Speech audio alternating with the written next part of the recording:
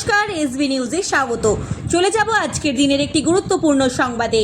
Debra Trinamool block সভাপতি বিপুল পরিমাণে সম্পত্তি নিয়ে উঠছে প্রশ্ন, তদন্তের দাবি বিজেপির।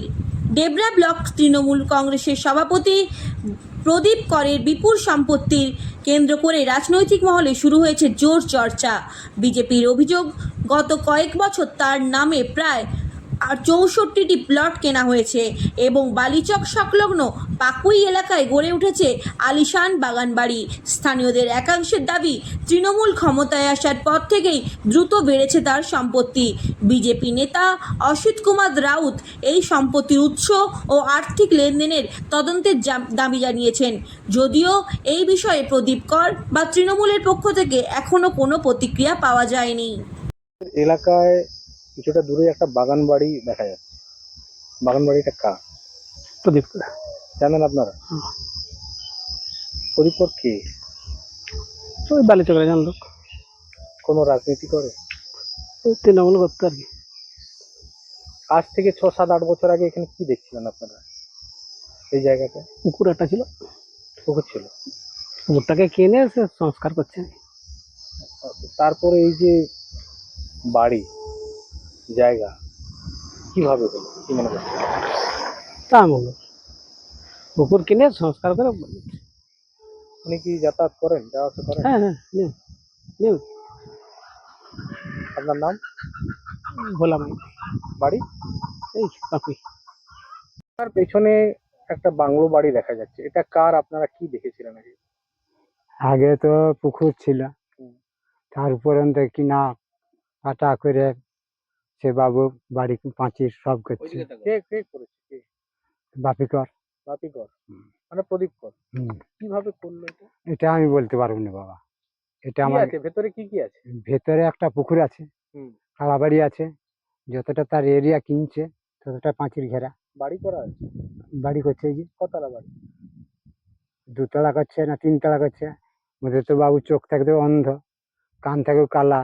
কিভাবে মুখ- হয়েছে মনে হচ্ছে এলাকাবাসীর, আপনার কি ভাবছেন? এটা আমি বলতে পারবো না বাবু, এখানে আসেন, উনি থাকেন?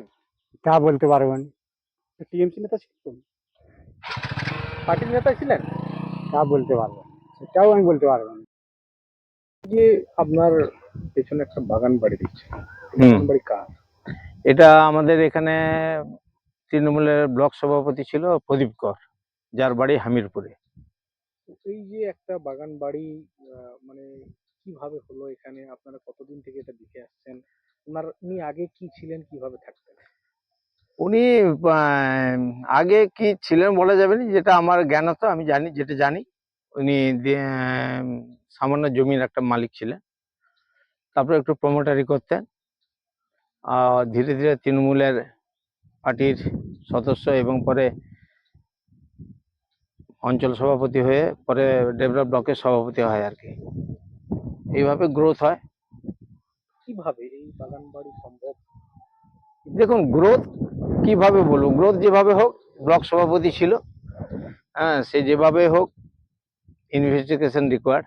দুর্নীতি, কাটমানি, সে তো নিশ্চয়ই, ওসব না থাকলে একটা মানুষ কি করে হতে পারে? এসব না থাকলে একটা মানুষ কি করে, মানে বাঁশ গাছ সব থেকে তাড়াতাড়ি বড় হয়, কিন্তু এই মানুষ সব থেকে তার থেকে আগে বড় হয়ে গেছে। ছিল, আপনারা কি দেখেছেন আগে কয়েক বছর আগে? এটা আমাদের গ্রামের একজনের 3.5 বিঘা এটা প্লট ছিল, একটা ছোট পুকুর ছিল। আমরা ছোট অবস্থায় ঠাকুর ভাসাতে আসতাম টাইম। তারপরে ওইটা ধীরে ধীরে এটা আমাদের 4 ভাইয়ের ছিল, তার কাছ থেকে কেনাকাটা করে এটা নিজেই করেছে। তার পাশে শুনলাম এই কিছুদিন আগে ওই পাশের ছোট একটা প্লটও নিয়েছে। যার কোনো ব্যবসা নেই, কিছু নেই, শুধু রাজনীতি করে যেটা সম্ভব? হ্যাঁ হ্যাঁ, সম্ভব।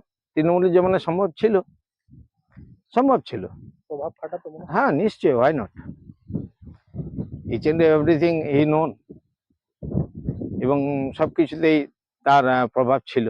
এটা হচ্ছে মেন কথা। সরকারের পালাবদল হয়েছে, বিজেপি সরকার এসেছে, হ্যাঁ নিশ্চয়ই, এই সমস্ত বিষয়ের উপর কি তদন্ত হওয়া দরকার? নিশ্চয়ই, হোয়াই নট, খুবই দরকার, দরকার। আমরা চাই স্বচ্ছতা বেরিয়ে আসবে, যদি সে পরিশ্রম করে করে থাকে সেটা থাকবে, নাহলে অন্য কিছু আর বলার নেই। তবে আপনি দেখুন, দেখছেন, ইন্টারভিউ নিলেন, এটা আমাদের গ্রামেরই একজনের জমি, বিভূতিভূষণ রাউত ছিল, তার 4 ছেলের জমি, এটা দেওয়া হয়েছে। আপনার নাম? আমার নাম এক্স অসিত কুমার রাউত।